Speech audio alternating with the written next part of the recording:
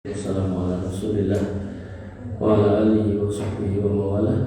Bapak-bapak, ibu-ibu yang dirahmati Allah, alhamdulillah, puji syukur kita aturkan kehadirat Allah Subhanahu wa taala yang masih menjaga iman kita, masih ada di dalam dada kita sampai detik ini. Bapak Ibu yang dirahmati oleh Allah Subhanahu wa taala, kita masih dalam rangkaian tema kita yaitu tentang syafaat, dan saya ulangi lagi bahwasanya kita sebelum sekarang ini ada alam roh, kemudian ada alam kandungan, kemudian sekarang ini alam dunia. Nanti setelah ini maka kita masuk ke alam kubur, kemudian setelah itu ada hari kiamat. Semua makhluk dimatikan oleh Allah Subhanahu wa taala kecuali tertentu, kecuali seperti malaikat meniup trompet, dan setelahnya Allah kemudian tiupkan lagi yang kedua untuk kemudian kita dibangkitkan. Begitu bangkit kita kumpul di padang mahsyar. Nah, disitulah poin atau tema kita yang ke-8 ini, yaitu tentang syafaat. Nah, padahal sebelumnya hisab sudah pernah bahas, mizan juga sudah, pencatatan amal sudah, tapi ya sudah nggak apa-apa. Jadi memang Imam Ahmad menyusunnya tidak urut, jadi nggak apa-apa. Tapi agar gak salah paham, jadi syafaat itu setelah kita dibangkitkan, dikumpulkan, nantilah baru kemudian di situ dibagi syafaat. Imam Ahmad bin Hanbal mengatakan beriman kepada syafaat Nabi SAW dan kepada suatu kaum yang akan keluar dari neraka setelah mereka terbakar dan menjadi arang, kemudian mereka akan diperintahkan untuk menunggu di depan pintu surga sebagaimana diberitakan dalam hadis, sebagaimana dan seperti apa yang dia Allah kehendaki, dan kita wajib beriman dan membenarkan akan hal ini. Masya Allah. Nah, sehingga Imam Ahmad memasukkan ini dalam poin akidah karena ada orang-orang yang nggak percaya tentang syafaat ini, dan kita kemarin alhamdulillah sudah sampai di halaman 50 ini 51 dari 136 dari 51 52. Nah, kita ulangi sedikit bahwasanya syarat syafaat. Nah, kita ulangi syarat syafaat. Jadi yang namanya syafaat itu buatan kehendak manusia. Kalian harus menghormati saya, kalau enggak akan syafaat nanti. Betul. Itu kan karpe mereka sih ngomong ngoten, tapi maksudnya yang benar bukan seperti itu. Yang pertama, Allah meridhoi orang yang memberi syafaat. Jadi dia tadi ngomong, nanti aku yang ngasih syafaat kamu, saya demi aku. Nah, orang itu harus diridhoi Allah saja. Maka kebayang kalau dia itu melakukan kesyirikan, mana mungkin Allah meridhoi dia, kan gitu.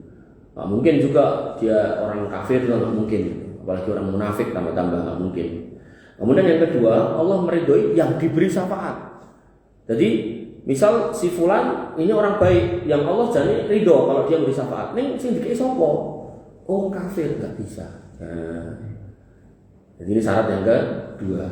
Nah, syarat yang ketiga, Allah mengizinkan pemberi syafaat untuk memberi syafaat. Jadi Allah ridho pada yang ngasih, Allah ridho pada yang menerima, kemudian Allah memberi izin. Nah, dalilnya apa? Yang pertama tentang Allah meridhoi pemberi syafaat, dalilnya dan Quran surat An-Najm, wa kam min malakin fis samawati la tughni syafa'atuhum syai'an illa min ba'di ayyadana Allah liman yasha'u wa yardah. Dan berapa banyak malaikat di langit. Jadi malaikat di langit, kalau di bab malaikat itu di langit itu dikebaki malaikat. Langit 1, 2, 3, 4 sampai langit yang ke-7 kebak malaikat, dan tidak tersisa tempat satu jengkal kecuali ada malaikat yang bersujud bertasbih. Dan setiap hari malaikat itu 70.000-nya itu masuk ke namanya Baitul Ma'mur. Baitul Ma'mur itu salah satu masjid atau masjid yang ada di langit gitu. Nah, itu sebagian ulama berpendapat itu tidak ditarik garis lurus, Baitul Ma'mur itu peneretan Ka'bah, munggah luhur. Nah, setiap hari malaikat yang bertebaran di langit itu 70.000 masuk meriku, dan masuk situ nggak keluar lagi. 70.000. Nah, maka malaikat sakmono ukeh banget itu wow. Itu nggak ada satupun yang bisa memberi syafaat ya, kecuali sesudah Allah mengizinkan bagi yang dikehendaki. Jadi nggak semua malaikat juga. Kalau konteksnya tadi malaikat, Nabi juga sama. Nanti di bab nabi nanti ada orang yang datang kepada Musa terus suruh pindah kepada Isa, suruh pindah kepada Ibrahim dan seterusnya. Nanti kita bahas lebih lanjut. Maka ini nggak sembarangan. Jadi nggak bisa uang sembarangan aku suka syafaat kowe. Gayane sopo gitu kan. Nggih. Mbok rupane rupa Arab gitu kan, irunge mancung pokoknya enggak usah dipercaya kalau orang ngomong kayak gitu-gitu nggih. Karena nanti itu setiap nabi itu saling melempar bola gitu loh. Ojo ning aku rono wae. Ojo ning aku disalah rono wae gitu loh. Nanti kita bahas, mudah-mudahan nanti bisa sampai di hadis itu. Kemudian Allah juga berfirman, "Wa ma lidzalimin min hamimi wala syafi'i yuta'." Orang-orang yang dolim tidak punya teman setia sekalipun dan tidak mempunyai seorang pemberi syafaat yang diterima syafaatnya. Ini menunjukkan bahwasanya kalau dia itu dolim, dia nggak akan ada yang ngasih syafaat. Terus dia sebagai orang dolim, iso kayak syafaat. Gitu. Maka nggak mungkin orang yang melakukan kedoliman dan kedoliman paling gede itu sebagaimana yang dikatakan oleh Luqman Al-Hakim, ya bunayya la tusyrik billah inna syirka la dzulmun adzim. Wahai anakku sing ganteng dhewe, aja berbuat kesyirikan, mergo syirik kuwi dolim sing paling gede. Maka kalau orang ini melakukan kedoliman, hakikat kedoliman, inti dari kedoliman iki menika kesyirikan, ya orang mungkin iso ngekek syafaat. Makanya kalau panjenengan masih ingat di bab kubur saya bahas panjang sekali, lebar sekali dan lama sekali. Harapannya panjenengan bisa punya sebuah pemahaman yang komprehensif bagaimana Islam itu memandang kuburan dan orang yang dikubur. Jadi kalau udah masuk kubur ya wis, dia butuh doa, jangan minta doa kan gitu. Hatta Nabi SAW jangan. Ya, dengan sholawat, jangan kemudian istighosah. Gitu. Makanya ada orang itu pun sepuh jane. Jenggoten kabeh sak jenggoten kabeh. Jenggote putih kabeh sak rambut-rambute. Lalah rupane ya rada ke Eropa timuran, daerah-daerah Chechnya Amerika gitu, surban gede gitu kan. Terus dia mengatakan, kalian selama hidup kalau sedang kesusahan maka ucapkan ini. Allahumma sholli ala Muhammad, Allahumma aghithna ya Rasulullah, aghithna ya Rasulullah, aghithna ya Rasul, kami beristighosah pada kamu. Ya Rasul, itu bukan boleh kayak gitu. Karena Nabi sudah meninggal di kuburnya dan kita nggak boleh beristighosah kepada Nabi SAW. Meminta pertolongan itu istighosah, maka minta pertolongan paling minim sekalipun. Ya, randi apa-apa, pokoknya langsung gelar sajadah, dongo, gelar sajadah, sholawatan, monggo, tahlilan, monggo. Gak harus kemudian punya format-format tertentu. Iki nek ora nyampe besek orang tahlilan jenenge, iki nek ora dadak nganggo kuwi rebana jenenge ora sholawatan boten nggih. Jenengan tinggal duduk di masjid boleh, di rumah boleh, karo goreng boleh, tahlilan sholawatan boleh, sayang-sayang enggak ya. Astagfirullah. Kedua, Allah mengizinkan yang memberi syafaat. Nah, jadi tadi Allah ridho pada yang memberi syafaat, kemudian yang kedua Allah mengizinkan yang memberi syafaat. Dalilnya, man dalladzi yasfa'u indahu illa bi idzni. Sapa wonge sing iso kek syafaat ning nek ra kek izin apa ya iso kan gitu. Sehingga izin dari Allah ini penting. Nah, nanti dalil yang tadi saya singgung, sebuah bocoran ben penasaran, itu Nabi itu sampai menghadap Allah untuk minta izin. Dan Nabi itu diberi ilham oleh Allah memuji Allah dengan pujian yang enggak pernah diucapkan oleh manusia di muka bumi. Dan bocorannya nggih boten enten, nek nganti enten tertulis ning kitab hadis lah kita lak melu-melu muji niku mboten. Jadi pujian itu benar-benar membuat Allah kemudian ya Muhammad, kayak ana syafaat umatmu. Ning niku mungkin mung diajarke ke Nabi dan itu cuma nanti gitu. Makanya kalau nanti gede-gede enten wong ngaku-ngaku, syafaat kamu kalian nantikan. Kalian akan terhina kalau enggak menghormati kami sekarang. Luar biasa. Ngeri ya. Ma min syafi'in illa min ba'di idni. Tidak ada seorang pun yang memberi syafaat kecuali sesudah izinnya. Maka izin Allah Subhanahu wa taala penting. Kemudian selanjutnya bahwasanya Allah juga harus meridhoi syafaat orang tersebut. Iki mau kayak sapa? Oh, Allah ridho sama orangnya yang dikasih syafaat. Ning kepada yang dikasih ini ternyata orang kafir, ya orang enggak bisa. Mboten angsal gitu kan. Ambok misal kula misal gitu kan. Misal kula dadi lurah tipes wis gayane. Terus kula tulis iki jamaah At-Taubah tak lebokke kartu Indonesia Sehat kabeh gitu kan. Anak-anake kartu Indonesia Pintar kabeh gitu kan. Itu mesti TKI atau tekan balai kota. Iki kok mayoritas wong cedak-cedak sekitar At-Taubah gitu kan. Enek apa? Dicek tenan gitu kan. Oh, ternyata enek wong sugih sing ketut. Mesti ya enggak boleh. Hampir mirip kayak gitu-gitu loh. Ada verifikasi gitu loh. Cuman verifikasi Allah lebih cepat daripada verifikasi dari manusia. Nah, Allah Subhanahu wa taala berfirman, "Yauma idzin la tanfa'us syafa'ah illa man adzina lahu rahman wa radiya lahu qaula." Pada hari itu enggak berguna syafaat kecuali syafaat yang Allah telah memberi izin kepadanya dan dia telah meridhoi perkataannya. Jadi Allah izinkan orangnya, terus orang ini nanti mau ngasih syafaat siapa, Allah ridhoi juga gitu loh. Jadi penting dipahami. Sing ngekei kudu diridhoi, sing dikei ya kudu diridhoi. Terus syafaat ini juga harus merupakan atau diberikan kepada orang yang diizinkan oleh Allah Subhanahu wa taala. Kemudian pada ayat yang lain Allah Subhanahu wa taala berfirman, "Ya'lamu ma baina aydihim wa ma khalfahum wa la yasfa'una illa liman irtada wa hum min khasyatihi musfikun." Allah mengetahui segala sesuatu yang di hadapan mereka, yaitu malaikat dan yang di belakang mereka, dan mereka tidak memberi syafaat melainkan kepada orang yang diridhoi Allah, dan mereka itu selalu berhati-hati karena takut kepadanya. Ini ayat mengkonfirmasi lagi bahwasanya syafaat itu dua arah. Dua arah apa? Yaitu yang memberi harus diridhoi, yang menerima juga harus diridhoi. Kemudian prosesnya ini juga harus diizinkan oleh Allah Subhanahu wa taala. Jadi luar biasa, kompleks. Makanya kalau wah nek wong aku gitu sekolah, ya Allah, wani gitu. Wala yasfauna illa liman irtado, dan mereka tidak bisa memberi syafaat kecuali kepada orang yang diridhoi. Jadi orangnya, objeknya, syafaatnya semua harus kompleks. Sehingga syarat yang diterima ada dua. Yang pertama syarat umum, yaitu Allah mengizinkan hamba tersebut untuk memberikan syafaat. Dan syafaat ini, yang model umum, syafaat umum ini diberikan kepada orang-orang yang jujur, orang sidikin maksudnya. Jujur di sini maksudnya membenarkan agama.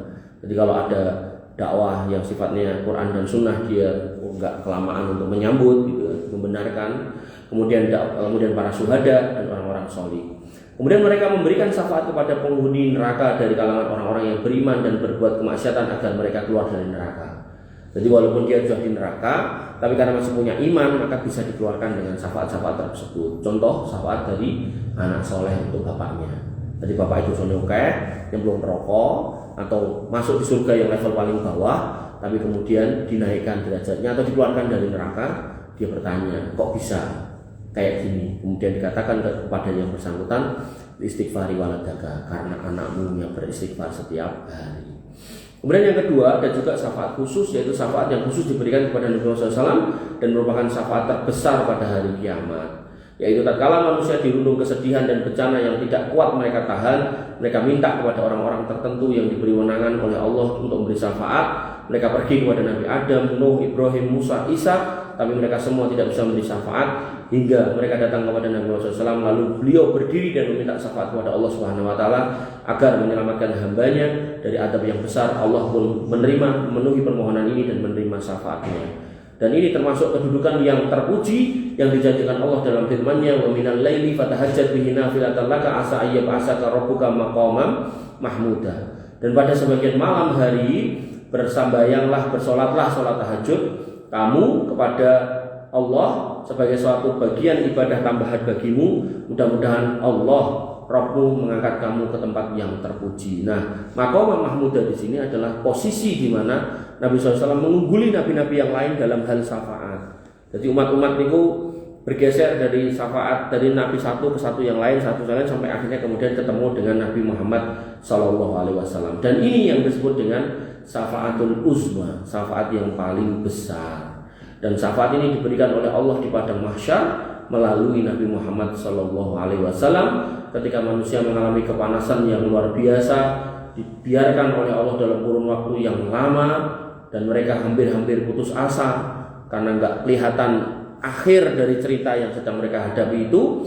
Namun kemudian mereka berbondong-bondong menuju Nabi Ulul Azmi, dan disitulah kemudian satu persatu Nabi itu tidak bersedia, dan nggak akhirnya mereka mendatangi Nabi Muhammad SAW. Lalu beliau SAW berdoa kepada Allah agar kemudian segera melakukan hisab sehingga semua manusia mendapatkan manfaat. Hal ini sebagaimana diriwayatkan dalam kitab Sahih Bukhari dari Ibnu Umar radhiyallahu anhu, "Innan nasa yasiruna yaumal qiyamah khustan kullu ummatin tattabi'u baina nabiyaha yaquluna ya fulan isfa ya fulan isfa."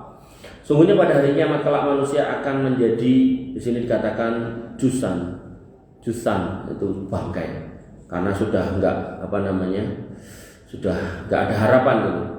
Dan kemudian kullu ummatin tatbi'u nabiyaha, setiap umat akan mengikuti nabinya, dan mereka berkata yaquluna ya fulan isfa wahai nabiku berilah syafaat hatta tantahi as-syafa'ah ila nabi Muhammad sallallahu alaihi wasallam, fadzalika yaumu yab'atsuhu Allahul maqamam mahmud, dan sampai akhirnya mereka mendatangi Nabi Muhammad SAW, maka itulah hari ketika Allah membangkitkan Nabi Muhammad pada kedudukan yang terpuji. Jadi ayat tadi, ayat Quran surat Al-Isra ayat 79, wa minal laili fatahajjat bihi nafilatan laka asa ayyab'asaka maqamam mahmuda, ini adalah ayat khusus untuk Nabi SAW yang dikonfirmasi dengan hadis riwayat Imam Al-Bukhari nomor 4718.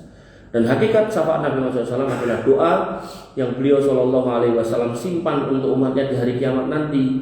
Sebagaimana riwayat Abu Hurairah radhiyallahu anhu, Nabi SAW bersabda, "Likulli nabiyyin da'watun yad'u biha, wa uridu an ahtabi'a da'wati syafa'atan li ummati fil akhirah." Setiap nabi itu punya doa mustajab yang akan digunakan untuk berdoa dengannya. Jadi nabi itu punya doa yang nanti akan digunakan doa pamungkas itu.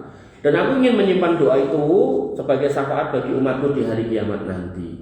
Kemudian dalam riwayat lain dari Anas bin Malik radhiyallahu anhu, Nabi SAW bersabda, "Idza jaa yaumul qiyamah suffitu." Jika hari kiamat datang aku diberi syafaat. Faqultu ya Rabbi adkhilil jannah man kana fi qalbihi khordalatun fayadkhuluna summa aqulu adkhilil jannata man kana fi qalbihi adna syai'. Faqala Anas ka'anni anduru ila asabihi Rasulillah sallallahu alaihi wasallam.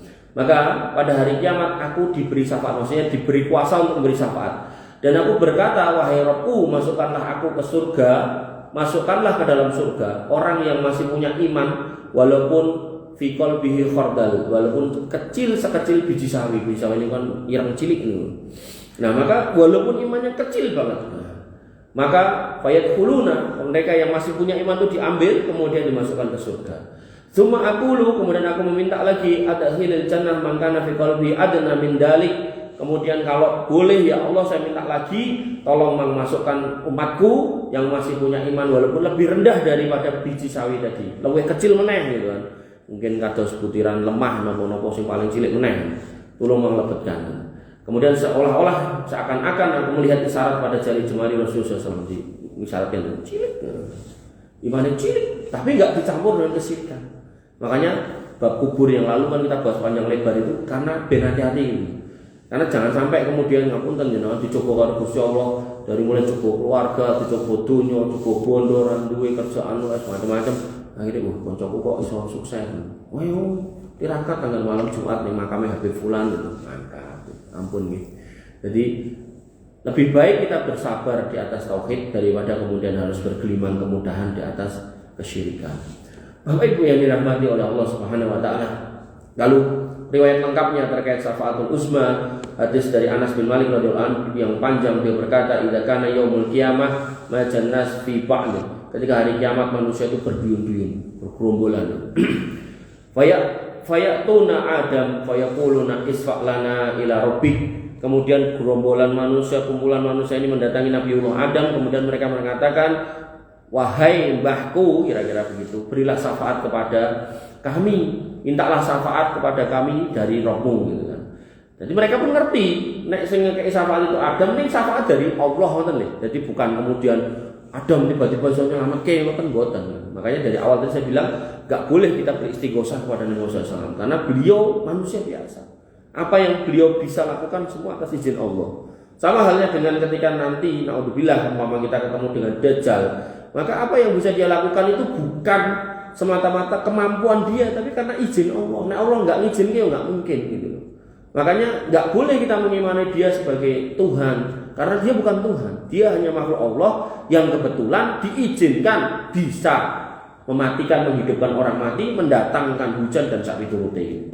Kemudian fayaquluna, kemudian Adam alaihissalam berkata, lastu laha, kuwi mau kayak syafaat kuwi dudu hakku, dudu wilayahku, dudu otoritasku, walakin alaikum bi Ibrahim fa innahu khalilur rahman. Ning kono mangkato, ning nabi jenenge Ibrahim nek kuwi kekasih Allah. Moro-moro. Jadi Adam alaihissalam lepas tangan karena merasa bukan wilayahnya. Gak kayak sekarang kan, semua orang seolah-olah punya kemampuan untuk berretorika, menyampaikan sesuatu gitu kan, termasuk sinten Mbah Mama Gufron gitu kan, di Seneni MUI anaknya ngamuk-ngamuk gitu. Ya Allah, terus diomongi, saya sampai penasaran, ada temen Arab dari Yaman ya, tapi di karangannya sana. Kayak tak sudah video ini, artinya apa? Barangkali aku ramu dengar ini, barangkali kayak enak nih bahasa Arab, kalau malah bingung, ngomong kok kamu gitu ya. Karena dia nggak jelas ngomong apa. Ya, tapi ya tetap aja, gitulah.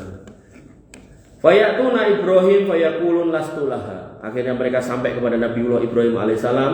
Kemudian mereka meminta sebagaimana yang diminta kepada Nabi Adam, dan Ibrahim alaihissalam mengatakan, iki dudu hakku, aku raiso, gitu kan. Walakin alaikum bi Musa fa innahu kalimullah. Ning saiki tak saranke mangkatone Nabi Musa. Nabi Musa itu gelare kalimullah, nabi sing pernah dijak ngobrol Gusti Allah, tapi tidak kemudian melihat wajah Allah. Nah, ini perlu dipahami.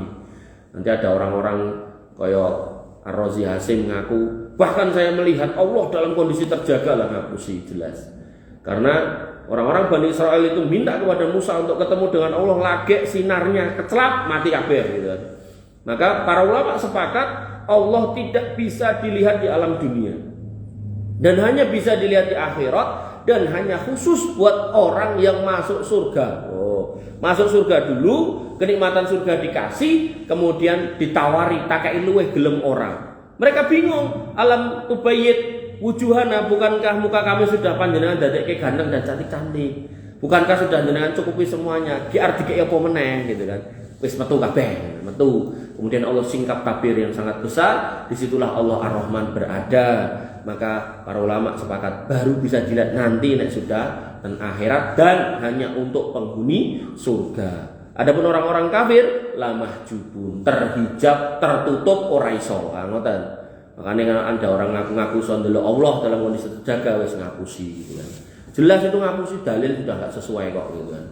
Kemudian walakin alaikum bi Musa fa innahu kalimullah, ngoroni Musa. Dia pernah ngobrol langsung karo Gusti Allah. Fayatuna Musa fayaqulu lastulaha. Barang diparani, dijalui Nabiullah Musa kalimullah mengatakan aku randeha, iki dudu wilayahku.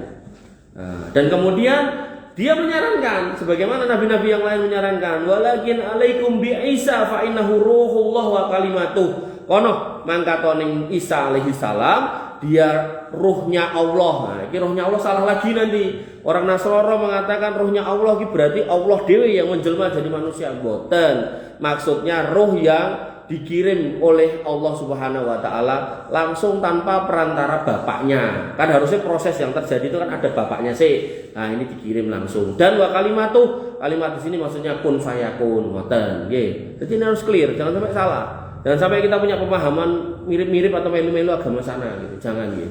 Bahkan di bab Asyura aja, puasa 10 Muharram niki, Nabi itu ketika dikasih tahu, ya Rasul, 10 Muharram ini kan harinya orang Yahudi juga, mereka juga puasa. Kata Nabi, yo nek tahun ngarep dikei umur dawa, aku tak poso ke tanggal 9. Tapi akhirnya mboten tekan, tahun ngajeng pun sedo.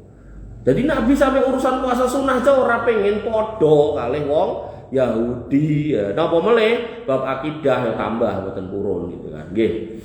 Maka dalam kalimat ruhullah wa kalimatuh di sini bukan rohnya Allah, ya Allah kemudian menjelma jadi manusia mboten sampai salah. Fayatuna Isa, kemudian mereka mendatangi Isa alaihissalam, fayaqulu lastulaha. Beliau juga mengatakan kudu aku iki sing duwe hak. Walakin alaikum bi Muhammadin sallallahu alaihi wasallam. Yo saiki sing bener mangkato nemoni pilihane kekasih Allah inggih menika Muhammad sallallahu alaihi wasallam. Fayatuni, kata Nabi, mereka do teko marani aku, faaqulu ana laha. Terus aku ngomong ning wong sing teko kuwi mau, "Hooh bener, iki hakku, iki otoritasku, iki wilayahku, iki kompetensiku, ngoten gitu kan. Fa astadinu ala rabbi fayu'dzanu li. Ning nggih mboten langsung, kowe tak kei syafaat ini mboten. Beliau kemudian menghadap Allah minta izin, Allah izinkan, baru kemudian diberilah syafaat itu. Kemudian dalam riwayat yang lain, ya, syafaat kepada manusia dengan seizin Allah Ta'ala dalam sebagaimana disampaikan atau disebutkan dalam sebuah hadis, summa yuqalu ya Muhammad irfa' ra'sak. Jadi begitu nanti riwayat yang tadi Nabi menghadap minta izin, maka ini tambahannya, detailnya biar ceritanya tambah komplit. Maka Nabi menghadap, kemudian sujud, kemudian Allah Ta'ala mengatakan ya Muhammad irfa' ra'sak, sirahmu unggahmu, dangao gitu kan, unggahmu, saltu toh. Jadi beliau memuji Allah sambil bersujud, kemudian disuruh bangkit gitu. Kemudian saltu toh, jalu'o takei, wasfa tusafa, kayak ono syafaat, jalu'o syafaat, kue tak kei syafaat. Fa'arfa'u roksi, kemudian aku mengangkat kepalaku, fa'akulu ummati ya Rabbi, ummati ya Rabbi. Ya Allah, kula nyuwun syafaat nggih umat saya 2 kali, ummati ya Rabbi 3 kali. Fayuqalu ya Muhammad. Kemudian Allah Subhanahu wa taala berfirman, wahai Muhammad, adkhil min ummatika man la hisaba alaihim minal babil aiman min abwabil jannah wa hum syuraka'un nas fima siwa dzalik minal abwab. Wahai Muhammad, masukkanlah orang yang tidak dihisab dari umatmu melalui pintu-pintu surga sebelah kanan, dan mereka adalah sekutu semua manusia selain pintu itu. Jadi ada pintu surga sebelah kanan, ini khusus buat umat Nabi Muhammad yang gak dihisab. Sinten? Orang-orang yang mati syahid, sama ada 70.000 orang yang dijanjikan tidak mendapat hisab, yaitu orang yang la yastarkun, tidak melakukan minta ru'yah. Jadi orang dididik ru'yah anakku. Ada juga ulama yang memahami tidak minta ru'yah di sini, ru'yah yang syirik. Jadi ru'yah niku artinya jambi-jambi. Nah, jambi-jambi ngangge ayat itu ru'yah syariah gitu kan. Tapi kalau yang enggak pakai ayat, jambi-jambi ini dukun, nah itu ru'yah syirkiyah, ru'yah yang penuh kesyirikan. Nah, ada ulama yang berpendapat ru'yah syirik ini yang kemudian menyebabkan orang enggak dapat syafaat. Kemudian yang kedua, tidak berobat dengan besi panas. Jadi zaman dulu, sekarang kita masih ada. Jadi besi dipanaski atau dicoski tentang daerah yang sakit. Nah, itu enggak boleh. Kemudian dia hanya bertawakal kepada Allah Subhanahu wa taala. Jadi pokoknya ngopo wae, dia pokoknya pasrah lillahi taala. Kerja usaha, wis dagang, pokoknya cek gagal, wis pokoknya lillah. Yo nikah tapi kok yo cerai, wis pokoknya lillah. Dia anak kok yo angel diatur padahal wis di sekolah pondok, wis pokoknya lillah. Pokoknya lilo, pokoknya semua jalan hidupnya dia lillahi taala, tawakal sama Allah Subhanahu wa taala. Nah, orang-orang ini ada 70.000. Nanti dalam hadis yang lain 70.000 ini setiap 1.000-nya niku dikancani 7.000 orang gitu. Jadi saya kemarin ngepengin itu 4.900.000 orang gitu. Nah, wallahu alam nanti jumlah tepatnya berapa, tapi yang jelas ada sekumpulan orang-orang yang tidak dihisap oleh Allah Subhanahu wa taala. Nah, itu disiapkan namanya babul aiman, pintu sebelah kanan. Silakan masuk situ. Nah, ini bab surga ini saya baru nyusun materinya itu sudah sampai hampir 700 slide itu. Itu saya sampaikan di daerah Karanganyar. Bapak Ibu yang dirahmati oleh Allah Subhanahu wa taala. Maka pada riwayat yang lain mereka mendatangi Isa lantas berkata, aku tidak pantas memberikan syafaat tersebut, hendaklah kalian mendatangi Muhammad SAW. Nabi Muhammad SAW lantas berkata, mereka lantas mendatangiku, aku memang pantas memberikan syafaat tersebut, aku lantas minta izin kepada Rabbku, Allah pun memberikan izin kepadaku, aku mendapatkan ilham tadi yang saya bilang untuk memujinya yang tidak bisa kuhadirkan saat ini. Jadi pujiannya bunyinya gimana itu hari ini nggak ada orang yang tahu. Ya. Aku memujinya dengan pujian tersebut, aku pun tersungkur sujud di hadapannya. Allah berfirman, wahai Muhammad, angkat kepalamu, permintaanmu aku dengar, mintalah engkau kuberi, berilah syafaat-syafaatmu akan kuizinkan. Aku pun berkata, wahai Rabbku, umatku. Lalu disebutkan, keluarkanlah dari mereka yang masih memiliki iman dalam hatinya seberat gandum. Jadi kalau tadi orang-orang yang tidak dihisab, kalau hadis yang ini itu orang-orang yang masih punya iman walaupun cilik. Cilik ning tidak berbuat kesirikan sekali lagi. Jenengan nggih penganggon ento, ning ampun diseni. Nah, jenengan duwe keris ento, ning ampun diseni, ngoten. Nanti kadang mosok wong Islam ora entuk titik-titik ra entuk, mosok duwe gaman ora entuk. Entuk duwe gaman entuk, ning mboten sah diseni. Nah, betul saat dikai setan atau le jin ngoten lho. Makanya ada keluarga niku sing cerita nek sing nyekel niku ning keluargane niku sedo, niki tombake niku obah dhewe mabur-mabur golek sapa sing gelem nanggung dari kalangan keluargane niku. Nggih. Jadi kesirikan ini benar-benar harus dijauhi pada level yang paling kecil, pokoknya enggak boleh ngoten. Nah, kemudian Nabi Muhammad SAW berkata, lalu hal itu terlaksana, aku pun kembali menyanjungnya dengan pujian tadi. Nah, pujian yang kita nggak pernah dengar, beliau juga nggak ngajarkan. Aku pun tunduk sujud. Allah berfirman, angkat kepalamu, mintalah aku dengar, mintalah engkau akan kuberi, berilah syafaatmu akan kuperkenankan. Maka aku berkata, wahai Rabbku, umatku. Lalu disebutkan, keluarkanlah dari neraka yang masih memiliki iman, dalam hatinya sebesar biji sawi, luwih cilik meneh, tokno gitu. Nabi Muhammad SAW lalu berkata, hal itu terlaksana, aku pun kembali menyanjungnya dengan pujian tadi. Aku pun duduk sujud. Allah berfirman, angkat kepalamu, permintaanmu didengar, mintalah engkau akan diberi, berilah syafaatmu akan diizinkan. Aku pun berkata, wahai Rabbku, umatku. Lalu disebutkan, keluarkanlah yang masih punya iman dalam hatinya, walaupun lebih kecil dari biji sawi, keluarkan. Maka hal itu pun terlaksana. Hadis riwayat Imam Bukhari dan Imam Muslim. Kemudian dalam riwayat lain, ya dikatakan summa a'udur rabi'ah, kemudian aku kembali yang keempat. Tadi kan 3 kali toh, sebesar gandum, sebesar sawi, luwih cilik timbang sawi. Kemudian yang keempat, aku memuji lagi, aku pun sujud lagi. Kemudian dikatakan, wahai Muhammad, angkat kepalamu, permintaanmu didengar, mintalah engkau akan diberi, maka berilah syafaatmu akan kuizinkan. Maka aku pun berkata, wahai Rabbku, izinkan aku memberikan syafaat kepada orang yang mengucapkan la ilaha illallah. Allah berfirman, demi keagunganku, kebesaranku, sungguh aku keluarkan dari mereka orang yang mengucapkan la ilaha illallah dengan syarat kholisan min qalbi, enggak dicampuri kesirikan sedikit pun. Karena nanti tabiatnya makin mendekati hari kiamat, banyak orang itu sudah lupa meninggalkan ilmu agama. Bahkan mungkin nanti dalam kitab tentang hari kiamat itu banyak orang yang DE Islam, tapi dia nggak ngerti Islam, bagaimana menyembah Allah. Dia ngerti ini mung la ilaha illallah, bahkan ngerti ini cuma Allah, tapi dia paham kalau Allah itu nggak boleh disiriki. Ya, makanya dia ora salat gitu kan. Tapi bener-bener zaman nanti, bukan sekarang. Kok enek wong pakai dalil niku, loh berarti enek iki wong ora salat ning tahlilan bisa mlebu surga, mboten nggih. Jadi zaman ketika kebodohan sudah menyebar, kiai ulama sudah enggak ada. Makanya ulama itu kalau mati, wah itu gelap dunia. Jane walaupun matahari masih terbit. Orang-orang yang ngerti pentingnya ilmu agama, kalau ustadznya, gurunya yang benar-benar tulus berdakwah itu mati, wah luar biasa sedihnya.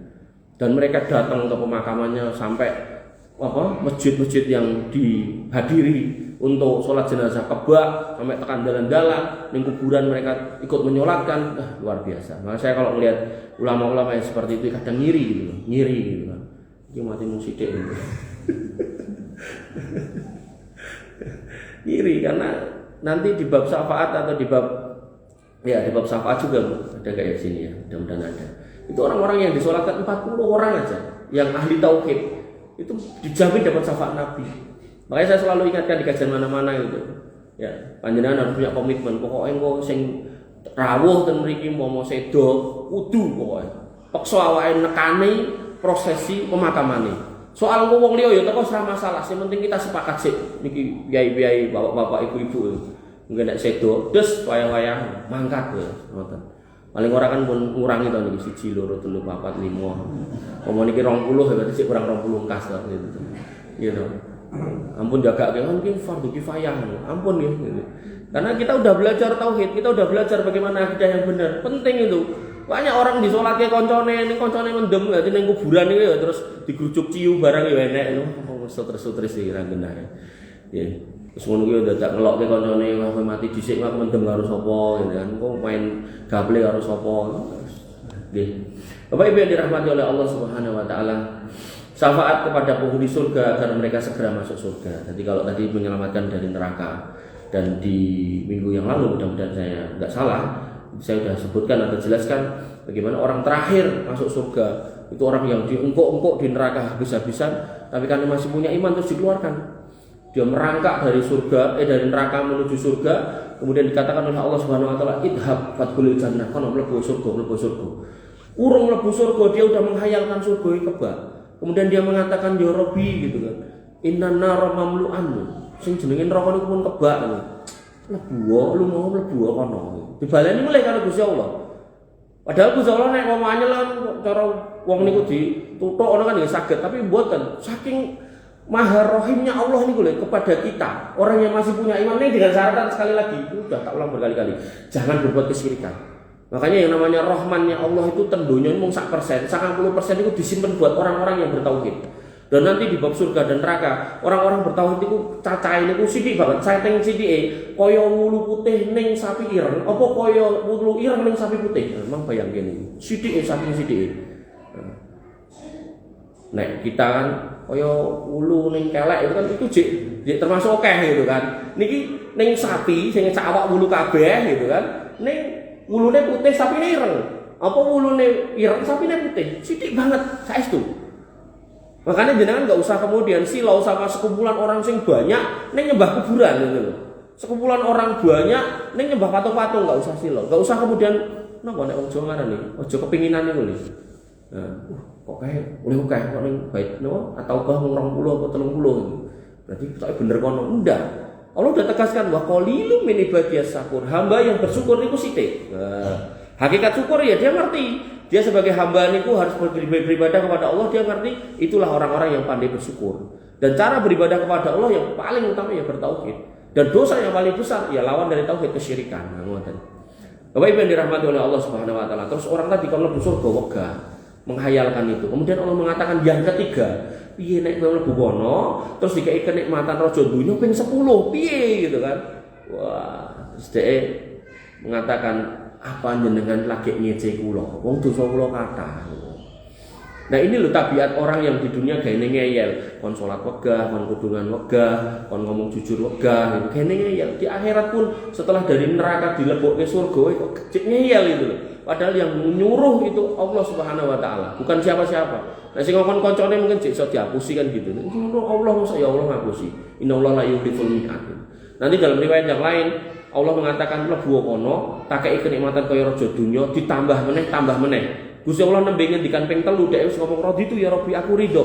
Kok sik ora rampung tak tambahi meneh nganti ping 10. Nah, terus piyai itu mengatakan napa jenengan ngece kula sedangkan jenengan iku raja. Gampangane kan biasanya wong sugih ngece ora duwe to. Kowe tau ngombe iki ra iki nak balo. Paling kowe ora kuat tuku kan ngoten niku sosok wong sugih-sugih niku kan. Kowe tau mangan napa picahat ora.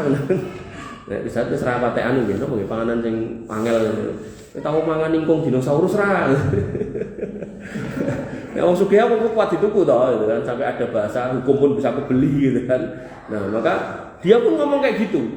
Jenengan ngece kula, padahal jenengan iku raja. Kudune jenengan ngece kula kira-kira ngono. Wis mlebu gitu. Suruh masuk ke surga. Masyaallah luar biasa. Dan bahkan Allah mengatakan lagi di hadis itu disebutkan oleh Nabi sallallahu alaihi wasallam, sing mbok jaluk dikei, sing mbok hayalke ya diwujudke. Oh, cek kurang tambahi meleh.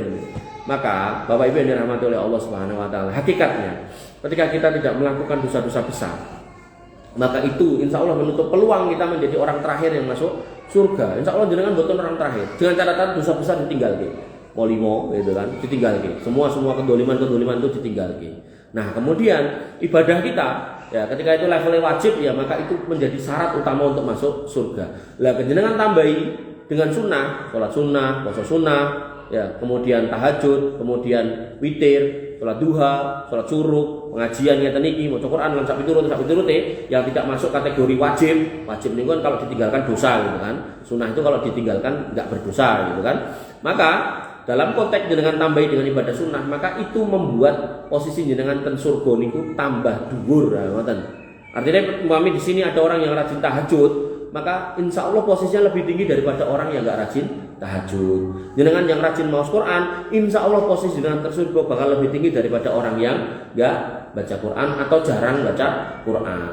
Yang di sini pengajian ngorong puluh, insya Allah posisinya lebih tinggi daripada wong sing ora tau pengajian. Ngoten. Jadi yang sifatnya wajib itu menjadi syarat untuk masuknya, yang sifatnya sunnah niku nambah ketinggian surganya. Adapun jenengan tebihi yang haram-haram, yang dolim-dolim itu mengurangi bahkan harapannya bisa menutup peluang kita masuk neraka. Nah, semua proses amal ini dibungkus, dibingkai dengan doa. Salah satunya Allahumma inni as'alukal jannah wa a'udzubika minan nar. Ngoten nggih. Jadi pilih cekap semanten dengan saged kula aturaken kirang langkung nyuwun pangapunten. Mugi-mugi bermanfaat. Insyaallah kita lanjutkan ini baru setengah perjalanan bab syafaat di minggu-minggu yang akan datang. Semoga Allah mudah